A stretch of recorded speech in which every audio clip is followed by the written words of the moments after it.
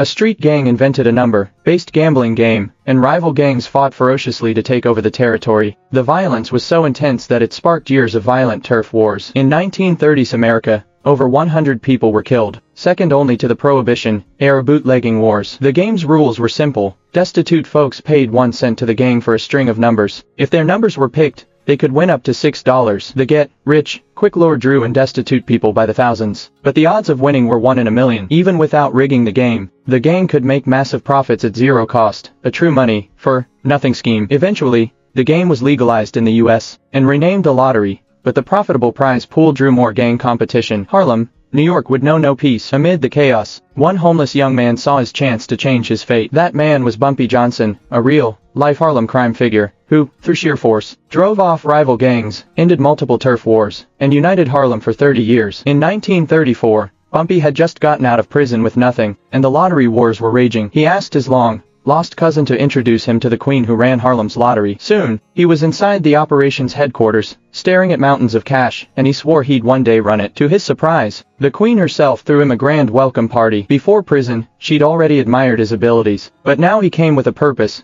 to offer his services as her bodyguard, promising to help her fend off rivals and protect the lottery business. He knew the gangs were unevenly matched. The queen was already struggling after her rivals smashed up multiple betting stations, so she couldn't refuse his offer. Their main threat was the cocky, high-profile mob boss Dutch Schultz, famous for swallowing up small gangs and killing anyone who resisted, like one unfortunate Spanish crew leader.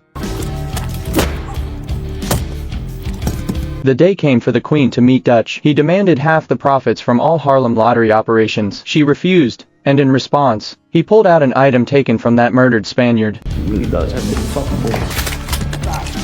The room went strained except for Bumpy, who calmly addressed Dutch. He knew the man only cared about money, not war. Bumpy ordered his crew to lower their guns, and began real negotiations.